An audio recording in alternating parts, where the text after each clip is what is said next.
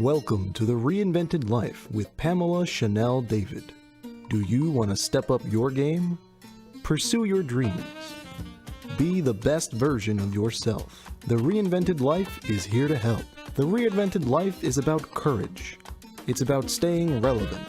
It takes grit. It defies gravity.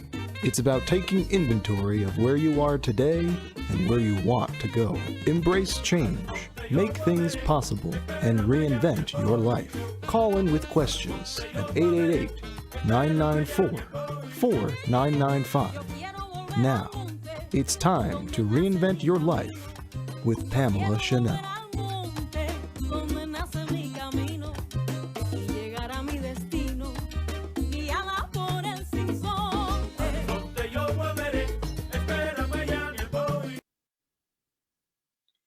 Well, good morning, everyone. I always love that music. It gets me rolling here.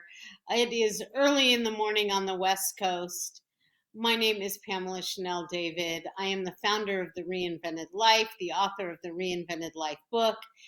And if you haven't guessed already, this show is all about reinventing oneself, leaning into change, embracing change, and having gratitude about our ability to change. Reinvention is at the core of what we do, and of the word reinvention is about inventing, and of course to invent, it's creating. So this show is about how do we create the life we want? How do we take a look at where we are and where we want to be? Today's guest is the absolute ultimate of that. I cannot wait for this conversation. I cannot wait for our listeners and our viewers to hear from. Steve Napolitan is one of the most prolific, greatest, and inspirational people I know. To have him here this morning with us is not only a gift, but it's an insight to what can be. So I could not be more pleased to bring Steve on the show today and take a look at what is possible. Welcome, Steve. Thank you so much, Pamela, for having me on the show today. Well, you are such an inspiration. And before we really get started, I want to take a look, short video, and show people that are watching this, and people can hear it, that are listening, of what your life was like, and paint a picture of where that was. You and I met about 12 years ago already, 11, 12 years ago.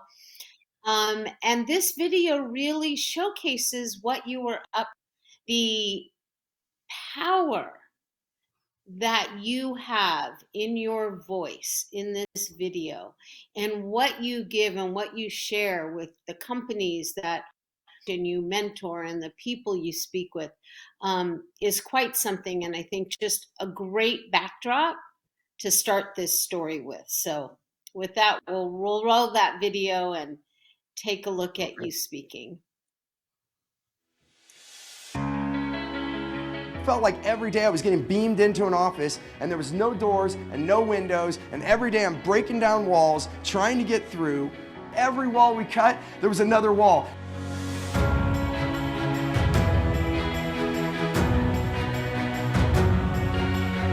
I was working way too hard and thinking, okay, I'm gonna do this now and then I'll have my life. And guess what everyone tells you? No pain, no gain.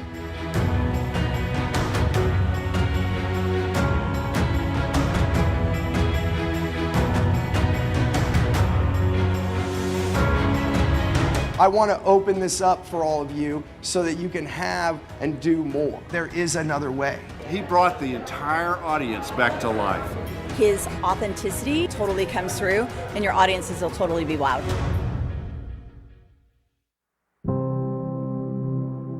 So the first thing I needed to do to simplify my business as an entrepreneur, as an executive, is asking the right questions. What do I want? What does my family want? How is that gonna look? And then building the business around that.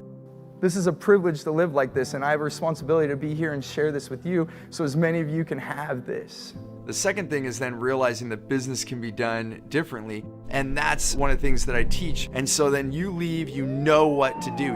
How many of you want more ease in your business, in your life right now? Yeah, that's much better.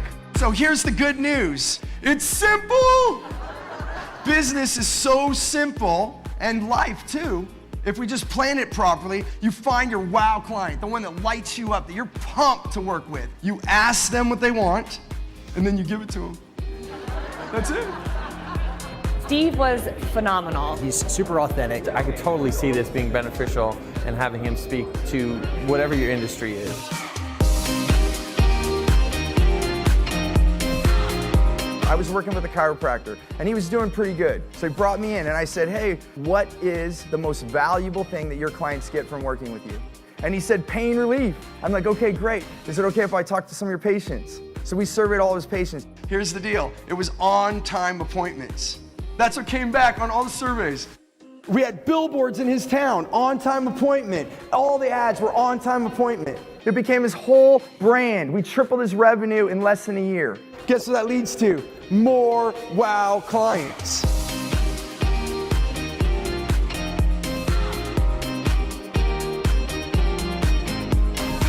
This stuff blows your business up. Boom! You're gonna have more results, you're gonna have more revenue, you're gonna have more raving fans, you're gonna have more referrals.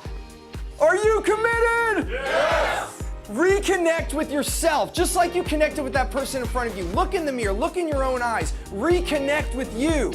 Design your life and then fit your business or your career inside of that.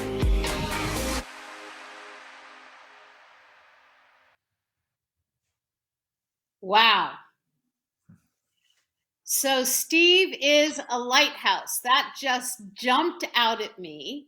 And of course, we were looking at that reel.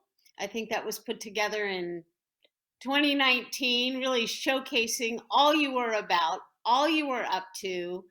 Obviously, people are riveted listening to you. And really, like I said, a lighthouse, a sheer light to everyone that hears you. And then after that, the biggest challenge, the biggest shift in your life took place. So I'd love to start with that. I'd love to start with where you were.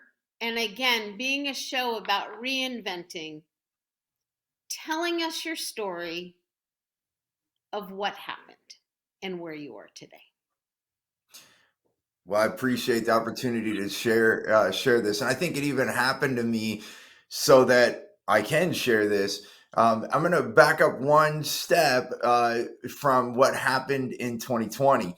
So, being a speaker and trainer, I was in rooms a lot. So, I think what happened to me is a culmination of also some stress. Or even more than a little. And I was really good at managing it. I did a lot of mindfulness work. And I think that's what also helped me through this process, which I'll share. But, basically 2020, and you're right, that reel was in 2019. And, it's the height of my career and at now, but I plan on exceeding it, by the way. Then 2020 happened and we go and everything goes away. Right. So then, that comes on hard where we're trying to reinvent the business. We had already had online components. We continue to do our events. We did them virtually. But it added so much weight on to what we were growing and building. And I had staff and I didn't want to lay anyone off. And something inside of me said not to. And I was thinking, this is dumb. The finances don't make sense anymore. What am I doing? Well, then lead up to what you want me to share. July of 2021, I got 7 speaking engagements in 4 states. I'm going all over. Normally, I wouldn't take that much. Being a family man, I wouldn't take that load on. But because I went 18 months basically dry with nothing happening, I took it. 4 days after returning from those trips, I was back at my house. and I fell down outside my house. I was sitting in the morning sun, having a cup of cacao, which I love to have. Um, and I couldn't get up though. I thought maybe my feet fell asleep. Sometimes you sit wrong, but I couldn't get up. And luckily, at the house is a pretty big, like a longer house. So, there's chances not having someone there. But luckily my son walked by pretty soon after I fell down and was able to get me up. What was happening is Guillain-Barré syndrome was coming into my life. Within 7 days, I was fully paralyzed. It came up my legs, arms, and my face.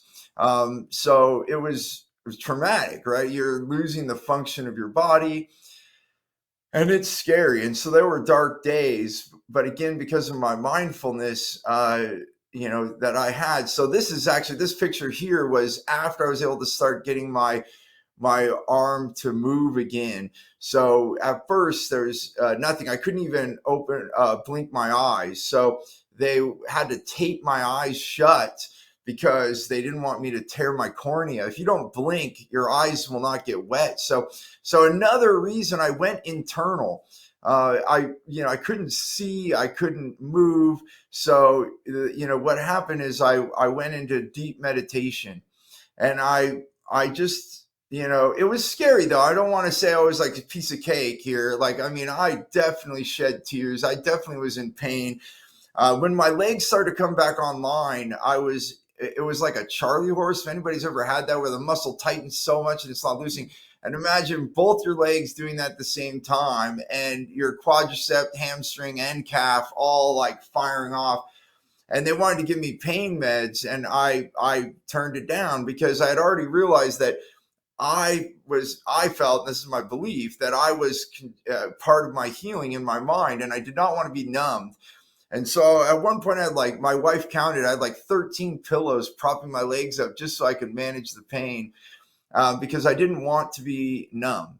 And through that process, I just focused. Once I found out, so Guillain-Barré syndrome, just a quick little tidbit on it. What happens is it's an autoimmune response to the body, and it overreacts, and it attacks the nervous system. And so around our nerves is called the myelin. Think of it as the insulation, like you think of over a wire, there's insulation.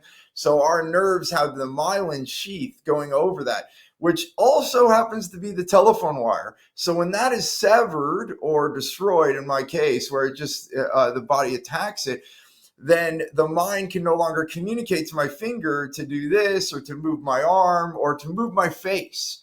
Who would ever thought you have to think to smile? And if you saw the video at the beginning of this, I had a pretty big smile, and this is as big as I can get right now.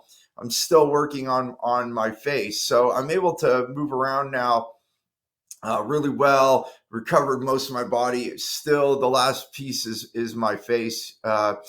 And so that's what happened. And then it took me, basically so I was 13 days in the hospital, 7 days of going paralyzed. So basically about 3 weeks.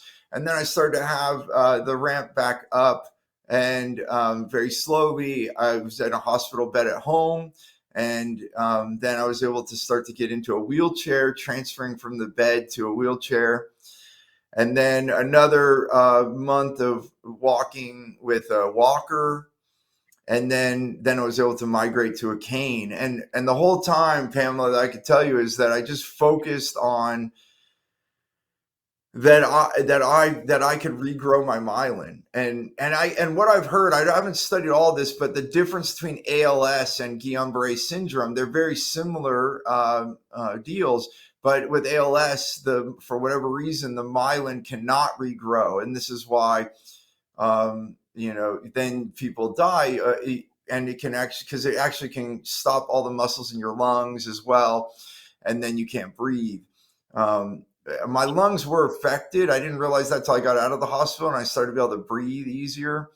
But it was just tremendous. And I guess what I could say, there's so many things I could pick apart. This is like such a short synopsis, just so people can understand what happened to me. But life just stops, right? You're doing amazing things. And I had already had reinvented myself, by the way, which also does come into this story, because if I didn't do that reinvention earlier in my life, I think I would have gone into deep depression, and I would have, who knows, maybe I would have lost my life. But at this time, I was able to focus my mind and no, like there's one story. I don't know if you ever heard of the guy.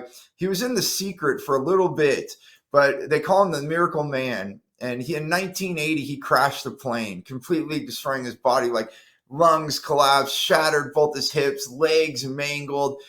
He was not able to breathe or eat on his own. And the doctors are telling his family to pull the plug. They're like, there's nothing we can do. He'll never be able to regrow his lungs and all these things. And right while that was happening, he was blinking. And the nurse was ex-military and saw that he was like blinking code and started writing. And then he blinked yes. He said, and this is in March of that year, I think it was 1980. He said, I will walk out of this hospital by Christmas. And with that, the family did not unplug him. And he said with his mind, he focused on regrowing his body. And still to this day, doctors are astonished. They're like, this is impossible. It's like he regrew his tail like a lizard does. And these are things that our body and science is not caught up to these things. There are books I've been reading after I started to recover and I could read again with my eyes, but how with the brain and the mind, we can actually heal our body. And that's what I did, Pamela. So just thinking of him when I'm laying there and I couldn't see, and I learned that my myelin had been eaten away. Once the doctors told me that, then I just focused on regrowing them. I didn't know how to do that or anything, but I just said, okay, myelin, we got to get to work here. Let's regrow. And I just tried to stay as positive as I could. So I can tell you in closing on this little opener that I had dark days. I mean, I'm a father of 3 and my wife and I'm not ready to end this life. That's the other thing. I chose to live. I said, I'm not done here. I'm coming out of this. I had that kind of mindset. And so I would turn out of that darkness. So I can tell you I had dark days, but I never had a dark week, because within a week I would turn myself around to what I want, not what I did not want, and live in fear and live in those things. And that, I think, having that changed my life. And the last part is I had gratitude every step of the way. So once I could touch my mouth with my hand, I just felt tremendous amount of gratitude. The simple things in life become gigantic, right? Like to be able to sit up in bed, like something like that. It was, oh my gosh, we did it. I'm like cheering and I've sat up. So hopefully that is what you wanted me to share, just of what happened. Obviously, there's so much before and so much after, but maybe that's what we could explore as you would like to guide us today. Yeah. Absolutely. Well, the guiding, is exactly what this is, because this is a journey. This is a story. This is really a story of triumph. And I'd like to start with what you were saying is you had already been through a process of reinvention. You had already gone from your day-to-day work to really adopting a new mindset. And for years prior to this happening to you, that's what you were all about. You were inspiring hundreds, thousands of people to shift their mindset to one of gratitude, to one of in their life, to one of taking a positive approach to all they were doing.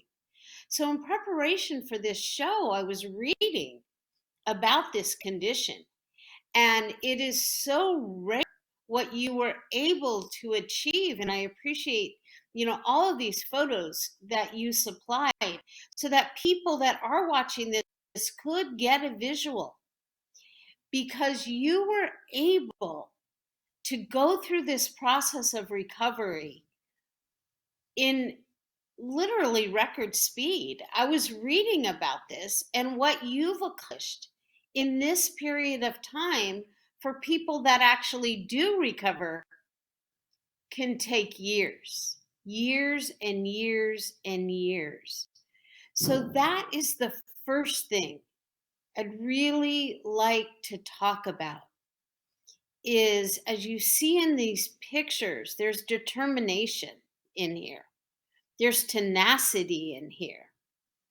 There's a desire and a willingness, as you said, to live, that you weren't ready not to be all you can be. And the power of that is incredible. It gives so much hope to people because, again, at the Reinvented Life, it's how do we start with that new step, which is a thought that have correlative actions supporting that thought.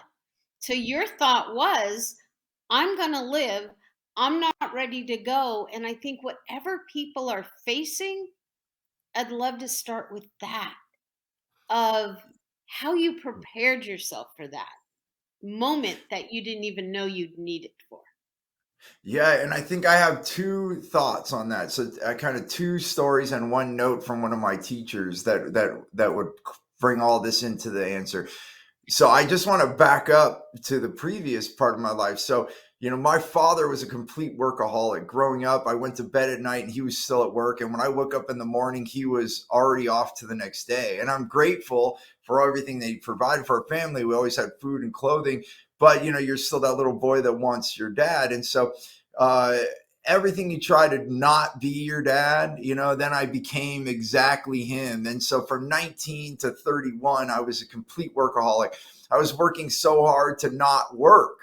And that doesn't work. It was like I was digging a hole to get out, and I didn't know the first way to get out of a hole is to stop digging and get a ladder, right? And so that's that change in thought. And it was not from me. Like at 31, I got dragged to a conference and met my mentor. And at that point, I felt like a loser, even though we're working with these Fortune 500 companies. I went to film school, and from a production company turned into a full ad agency. And we're doing these campaigns all over the country and a few international things. And it looks from the outside super success. On the inside, I was breaking, and I was 290 plus pounds. I stopped weighing myself. I was having heart palpitations by 31. I thought I was having a heart attack, and I was denying help. And I was only by a friend getting dragged to a workshop that I met my mentor and saw that there was a better way. And this is where the mindset comes in. The reason I chose to share this story is because inside my mind, I was thinking that I'm a loser. Look at me, I can't even do this. And yeah, people think I'm great, but if they really knew what was behind. So it's kind of like that, what do they call it? That fakeness, or, the imposter syndrome. Even though I was doing all these things, I'm feeling, horrible about myself. And that was the first transition of gratitude, because I learned to actually have a happy life. I had to actually stop, forgive my language, but like crapping on myself, it's what we program. Like this is, so the words, like you're saying, the words matter. And even I want to go as far as saying, you are magic.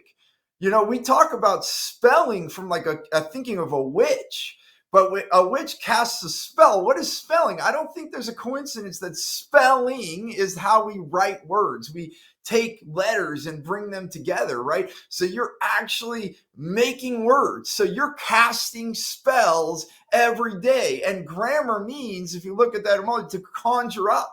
So when we take grammar and spelling, we're making our reality. You are the magician in your life. You are the one writing the script. And once I realized that, I'm like, whoa, what am I saying every day? Oh my gosh, I need to start, saying things with gratitude and all the things that I had achieved. So if I didn't have that transformation, I wouldn't have been able to make it. And the mentor that I had, I met his mentor, and his name is Carl Buchheit. And he, just to bring it to a tangible thing, most of us say what we don't want, right? And I did that in my mind. I'm like, I don't want to be paralyzed. Oh my gosh, what you're having all that. And then we're casting that spell over and over. So we're like, this is the way my life is. Or we almost accept that this is who I am, that I'm a loser, or I'm paralyzed, or I'm overweight. We just assume this identity.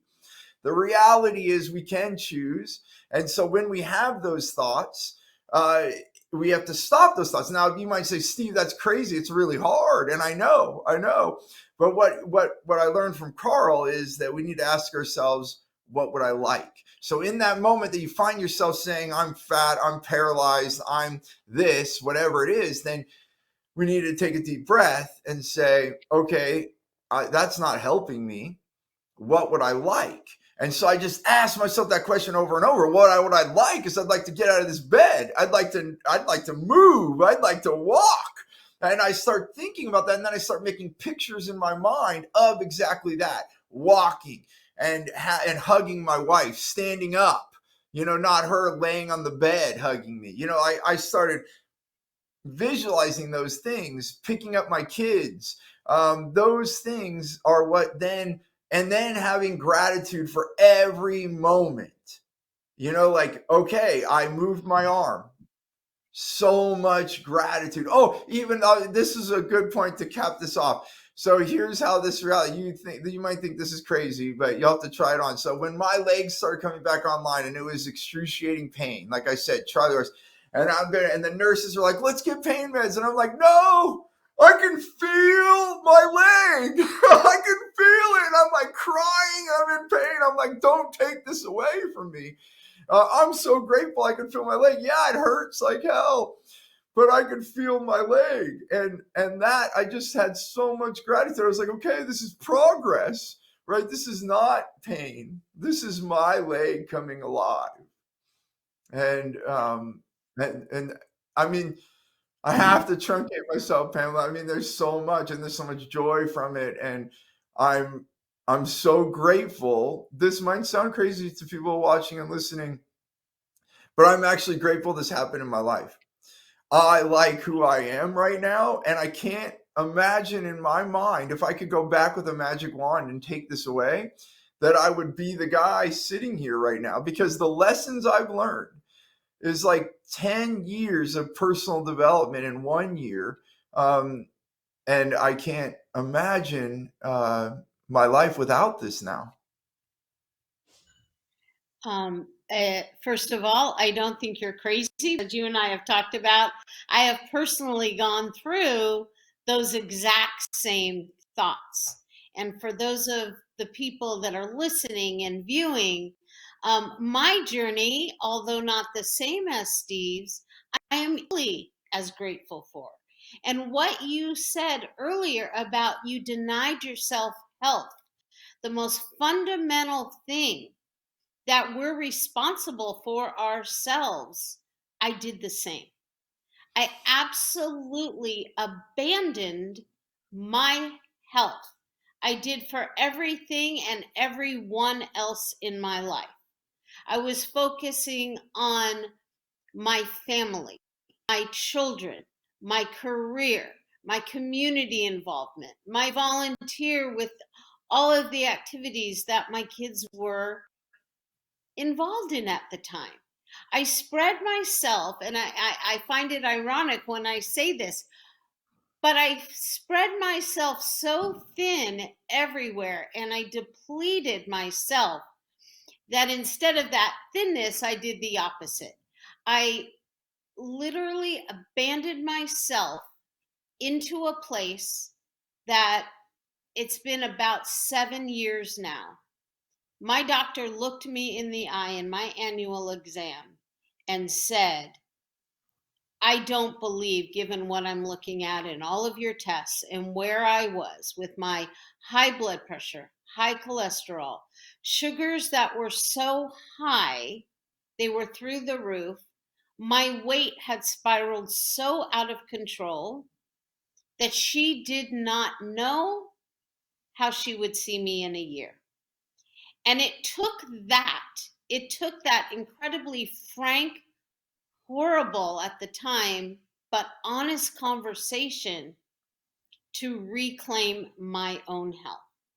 And when you start to look at where you have let yourself be, it's very easy to fall into exactly, Steve, what you're talking about. To being down, to being depressed, to not feeling hope. I was so bad that I knew I was facing having to lose almost 2 100 pounds. Today, I've lost 175 of those. Today, I'm working on things I never, ever thought I would have the privilege and the joy to work on. That's what that looked like at the time. And thank you for putting that up, because I want people to be able to see what's possible. I want people to know that whatever is in your life now, whether it's physical, whether it's emotional, something you're facing, something you're going through, that to exactly what Steve is saying is what the important part is you start to celebrate. You start to feel grateful for. And the moment that I did exactly what Steve was just describing, on feeling joy instead of shame, feeling what I could do for myself, what I had the honor and the privilege to do for myself versus what I had to lose. When you're thinking about loss and you're thinking about, for anyone that's ever had weight challenges or for that matter, any other challenges in their life, things they want to get rid of, things that aren't suiting them well, the fixation on the loss is what holds us there. So I am so grateful for my journey, because I know without a shadow of doubt now, my journey is one of transformation so that I can inspire others to do the same. And that collectively, we can do more for ourselves than we ever thought possible. And that is what excites Steve about your story. Because your story, as I mentioned in the beginning, is one of triumph. Your story is not feeling sorry for yourself that this happened to you. I've never heard you once reference that. But you're talking about how privileged, how honored you were to be able to start to see the things you were thinking come to reality. I love that description of being able to hug your wife, being able to, I know there's one photo I saw that just feed yourself some soup. The things we take and love, the things people don't even give thought to, here you are seeing them as celebrations. So what these things mean is that they're representations of turning something that we can overcome into what we are able to do.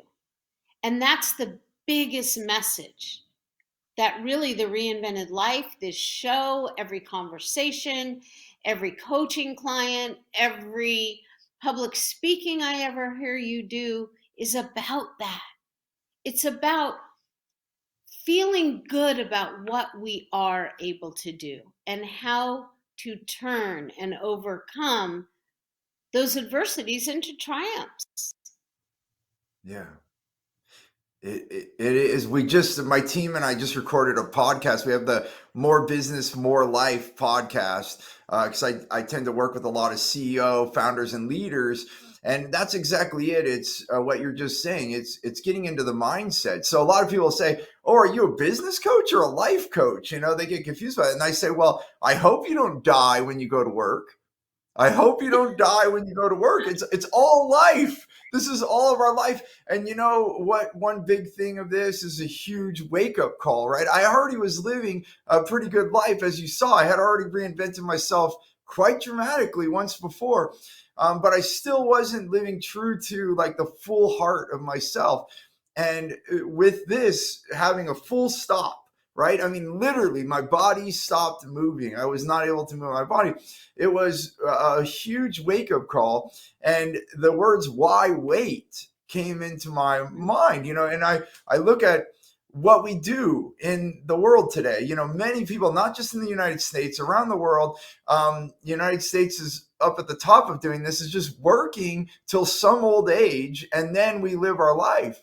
And so, you know, what I work with, Pamela, and you're right, it's what do you want in your life? And then let's design your business and career around that. And I think most often I meet people and they're doing the opposite. They're building finance, they're building their career, they're building their work. And someday I'll have the life that I want. And it doesn't work that way. That's like building a house. You hire people to construct a house for you, and you do not look at the architectural plans. And then you walk in your house, you're like, whoa, I wanted the kitchen over here. I didn't want this here. You know what? Well, you let someone else design it, or you let everything just happen. If you want life to be in some way, form the way that you would like it, you've got to be part of that. So what I say is choose your life, you know, and I start by choosing gratitude for where I am in this moment. And then I start saying, what would I like? You know, like I had already brought up these simple questions, but if we ask ourselves them many times, then we can actually start fabricating the world that we want to live in. And then we can make new choices, because maybe the career path you're on is not the one for you, or maybe it is, but maybe we need to reinvent the way that it goes. To the name of this show, you can do this, and only you can do this. You are the ones, you're the choice of your life. And then you can allow it to start to come. So it is choosing and allowing, because I think the one thing that people don't understand, that I didn't either, is that when I start designing it, then I started to build it the way I thought it should be. But there's a lot of wisdom that we don't have yet. And so what I've had to do is allow it to go the way that I want. And so people sometimes look at this as giving up on your dreams when I say this, and they get confused by that. But it's not giving up on your dreams. It's giving up on the road that you're on. So pick the destination that you would like in your life, and then allow the roads to appear in the way that they're meant to be. And this is a bit of divine guidance, or a lot of it. And it allows us to start seeing more wisdom. And yeah, there's a path right there. And, you know, I had no idea that Guillain-Barré was part of my path. But it absolutely has been. And I can tell you right now, the decisions that I've made since this, it's now, right now, while we're talking, 22 months ago. And Pamela's also right. Like a lot of the people my age that I've met through physical therapy and different things, and the community, are like 5 to 6 years. Some of them, I heard one like 3 years. Then I also met a man a month ago that got it in 2004. And he has still not been able to walk very well without assistance. So I know those people came into my life to share, for me to feel how blessed that I am and be grateful. But ultimately, it does come back to these few words, is where I wanted to come back to. Pamela, we get to choose how we design our life, and then we have to allow it to unfold, if that makes sense. You know, it definitely is a lot to consume. You know, it's simple, but we have to start changing the habits of what we do and what we ask of ourselves. Does that help paint the picture? Absolutely. I mean, all of it comes down to exactly what you're saying. And I always phrase it of living a life by design versus living a life by default. We tend to default into who we've become. We are not generally designing paths. We're actually reactive to whatever just happened. And so one thing leads to the other, and leads to the other, and leads to the other. And before we know it, we've gotten to a point in life that we don't even know how we got there. Yeah. We have taken one step, the next step, the next step, usually in response, usually being on the defense of our own life and the default of our own life versus the proactive side. So what this journey is, what you've accomplished, is really representative of a design of a journey, a design of a life.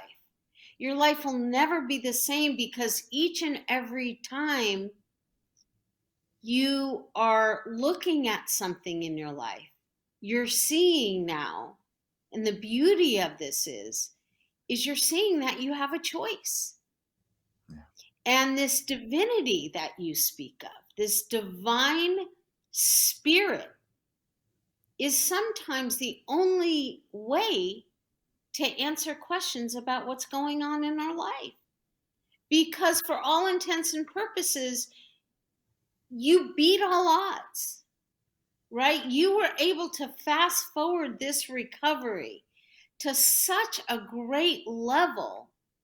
And I believe it is because you had already known that you could design versus having just to succumb to. Yeah. You were not going to succumb to this. And you were also not going to succumb to anything that would typically happen in some of these cases. Again, it speaks to your determination and your character, but it also speaks to what you learned, which leads me really to a question that I had for you, which is, at what point before all of this happened to you? And again, you had already spoken to, what your life looked like and how you wanted it to be and how you were teaching people to really design their life around what they wanted to be versus designing around their work, letting their work lead it. And my question to you is, at what point did you decide, because I've got to assume at one point you decided to collaborate with people, whether it was your mentors, your family, people that you were close to. At what point did you decide to lean into the strength of others? I think that would have been that point when I was 31, when I met my first mentor that I worked with for 8 years. And, at that time, because I started at a young age, at 19, I was always working with people older than me. And I had this intimidation, this fear that people would think less of me. If I asked, oh, how did you do that? Or, anything like that, then they would think that I was weak, insignificant, not someone to work with. So I hid all of that. I tried to read as much as I could or learn on my own. And that's still hard. You could read a book and not necessarily implement it in the way that could be best practiced. And I think it's sad, and especially in the United States, the apprenticeship programs have gone to the wayside, and we don't have that kind of master and apprentice situation. Really a lot of our education system has taught us to go to school, get a degree, and you're now an expert.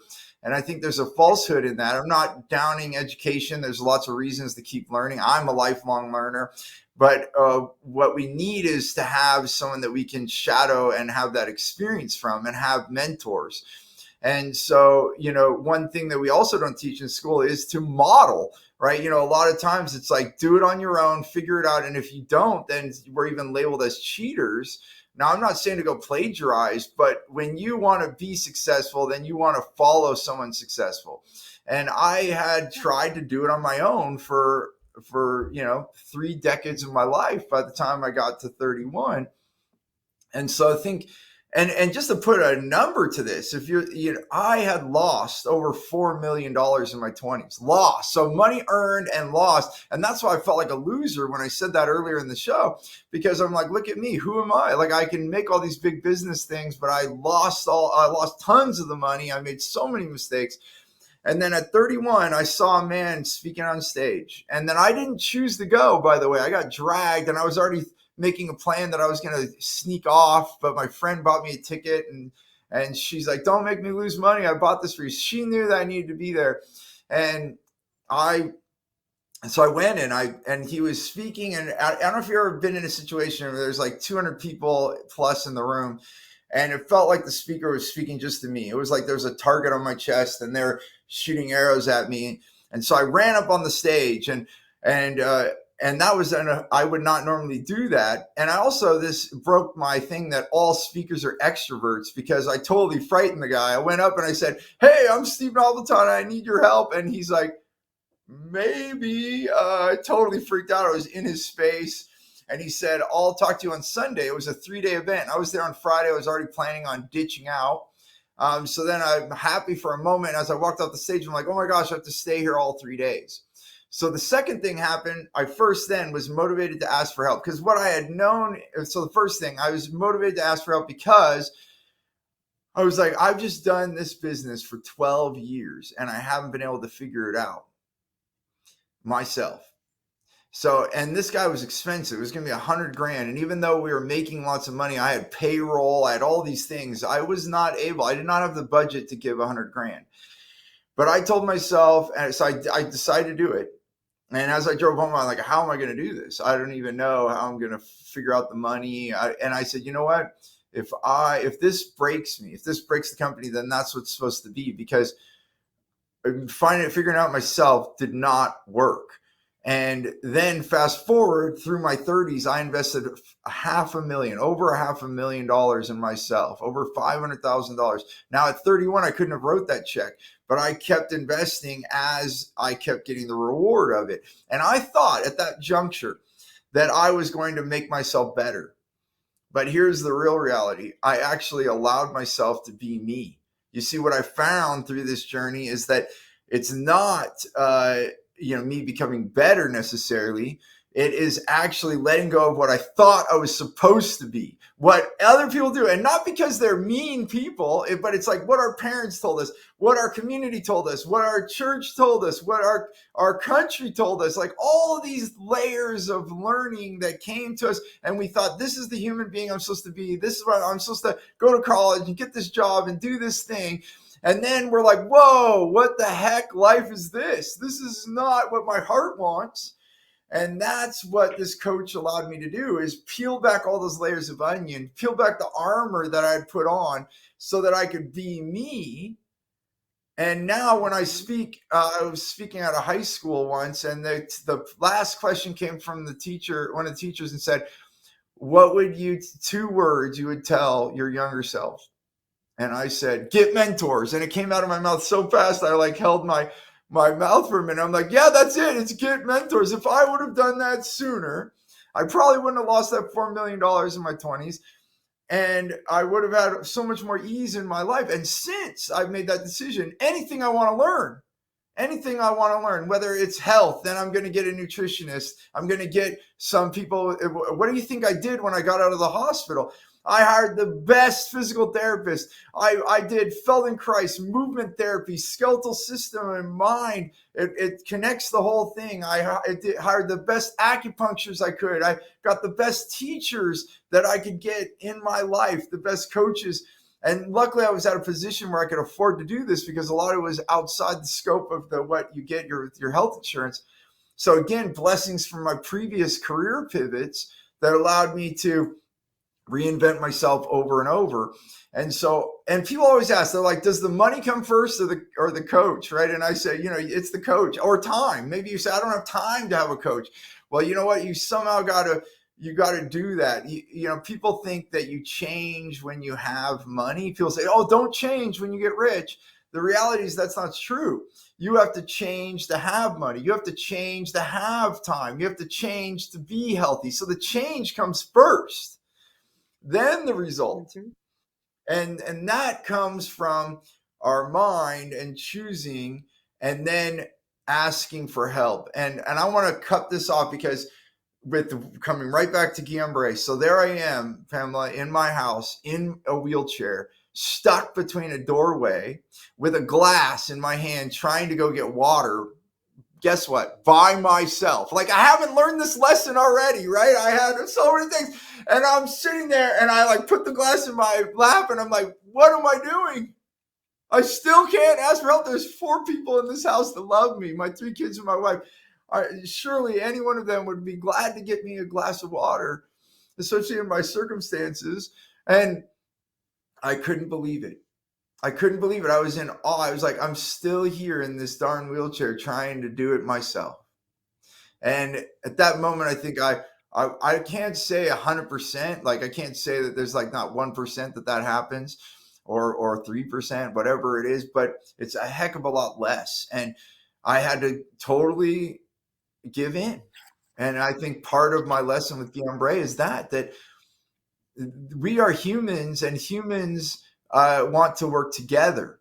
The worst thing you can do to a human is put them in solitary confinement. If you look at any documentation of being in prison and being in solitary confinement, those that are in that, they have the hardest time to recover, if ever. And here I am I'm doing it myself. I'm imprisoning myself in my own world instead of asking for help. And guess what I found, Pamela? People want to help. People, when you ask for help, they're like, oh, what do you want to learn? And they're so happy. And even if you compliment them, you're like, I saw that you did that really well. You're good at this. Yeah, yes, I am. Oh, you've been doing it a long time. Yes, I have. I would like to learn that. Can I come shadow you? I've swept people's floors, and I was really happy when I was learning about real estate, and I went with a property manager, and I was like, learning about that. And I said, hey, I'll come clean. They're like, you'll come clean with me? I'm like, well, yeah. How long is it going to take you to do this? Oh, it's going to take this long. Well, wouldn't it be less if I help you? And they're like, yeah, it would, but I still don't understand why you want to. And I'm like, I want to. Is it okay? And they're like, yeah. And then we get it done. We have fun, and I learn so much. So, I didn't get paid to sweep that floor. And if you did, what were you going to get? Like maybe $10 an hour or $15 an hour at the minimum wage, wherever you are. But I gained thousands, if not millions, in knowledge. Yeah. And, that is what is key. And I pulled the Reinvented Life book out because what I wrote in here, I think, is truly key to all of this. It's in a section that I've called Justice for All. And creating a more mindful world, I put, is at the center of reinvention. When we have a need to start with a decision to treat ourselves in a new way. And what you're describing in the learning, whether it's becoming stronger physically, emotionally, mentally, or even spiritually, when we treat ourselves in a more just way, when we create a state for ourselves of personal justice, then we are able to be stronger and linked together with others. I put personal justice as the core of social justice. Personal justice is really nothing more than a reflection of how you are justly treating yourself.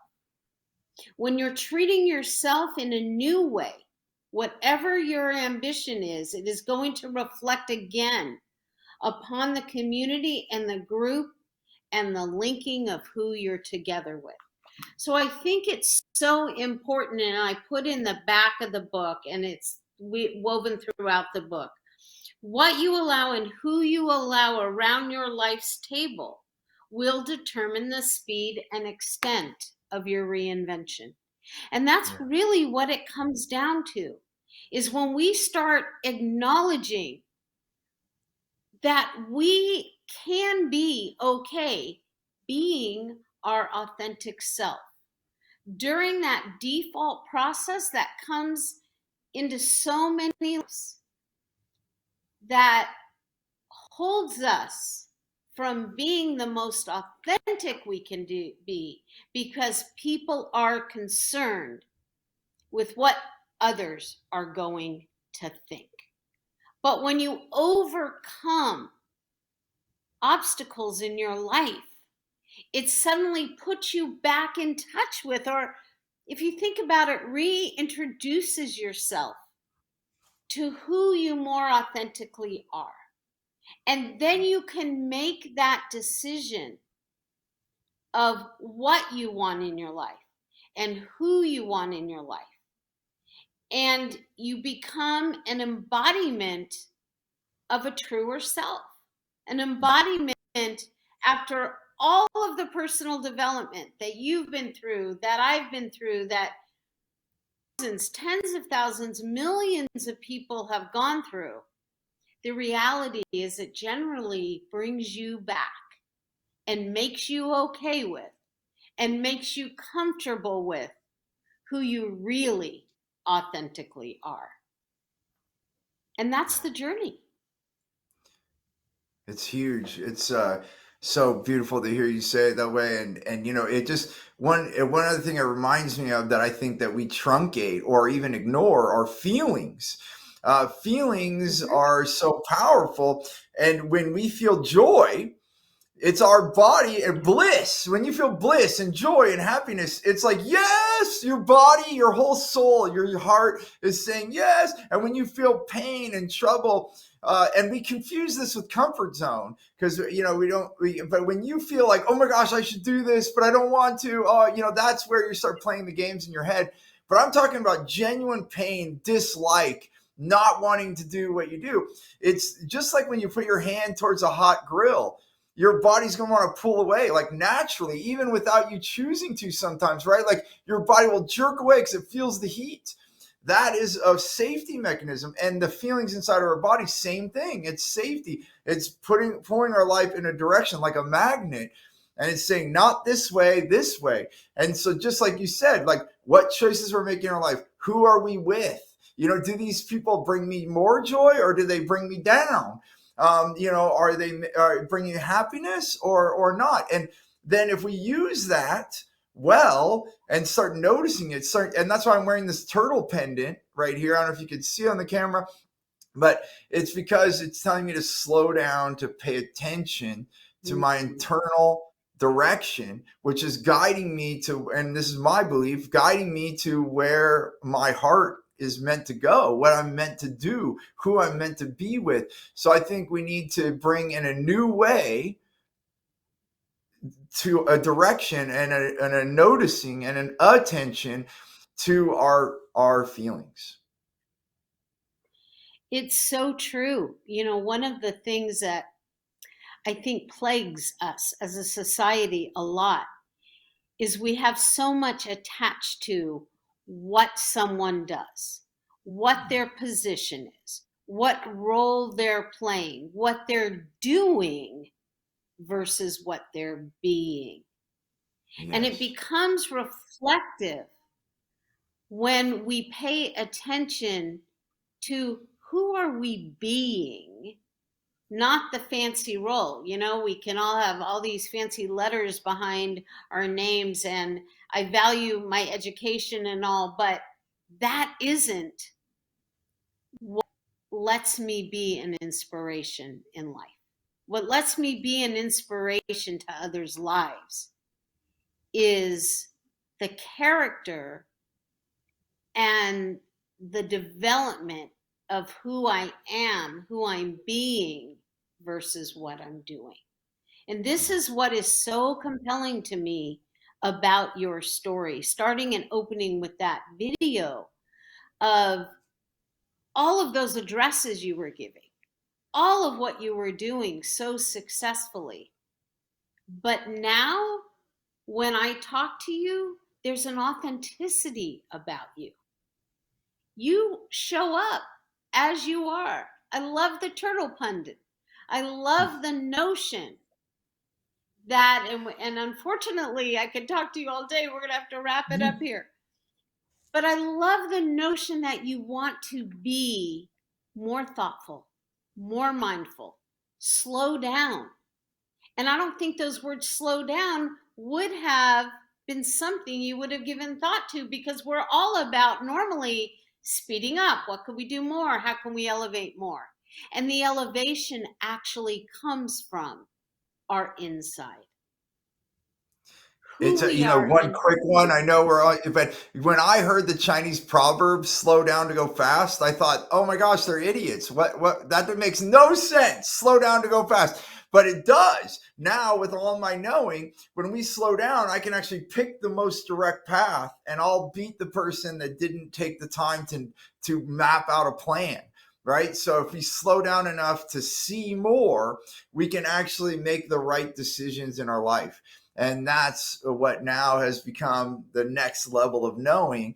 And I'm going to continue to keep learning, Pamela.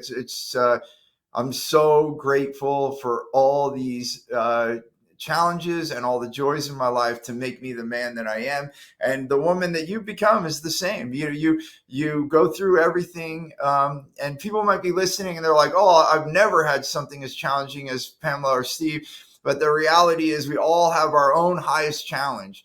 And when we take time to explore that and find new choices in our life and ask ourselves, what would we like? And then start exploring that, you too can have all the change that you want in your life.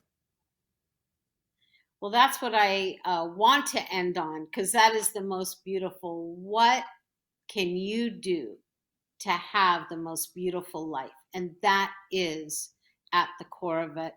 How do you bring more joy? How do you bring more zest, more vitality to your own life? Cannot thank you enough, Steve, for being a guest on this show today. This conversation will continue. You are just a magnificent individual, and I'm so grateful that everyone has had a chance to meet you and hear from you. So thank with you so that, much, Pamela. I wish you so well in your journey of continued healing. And to all our listeners and to all our viewers, it is my hope and it is my prayer that you took something from today that will help bring you more joy and inspire you to do in your life, and more importantly, be in your life everything you've ever dreamed of. Have a wonderful, wonderful week. Reinvent. We will be back next week.